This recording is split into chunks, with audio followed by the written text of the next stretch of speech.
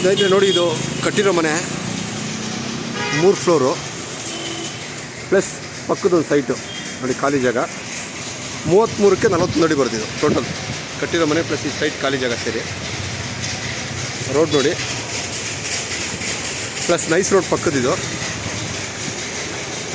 33ಕ್ಕೆ 41 ಅಡಿ. ಪಕ್ಕದ ಸೈಟ್ ಬಂದು ಒಂದು 17 ಅಡಿಗೆ 41 ಅಡಿ ಖಾಲಿ ಬಿಟ್ಕೊಂಡಿದ್ದಾರೆ. ಪ್ಲಸ್ ಉಳಿಕೆ ಜಾಗದಲ್ಲಿ ಮನೆ ಕಟ್ಟಿದ್ದಾರೆ, ಹೊಸ ಬಿಲ್ಡಿಂಗು.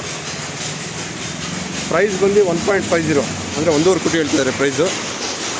ಸೊ ಒಳಗಡೆ ಮಗ್ಗ ಇದೆ ಸ್ನೇಹಿತರೆ, ಸೌಂಡು ಕೇಳಿಸಲ್ಲ, ಬೇಕಾದ್ರೆ ಒಳಗಡೆ ತೋರಿಸ್ತೀನಿ ಆದಷ್ಟು.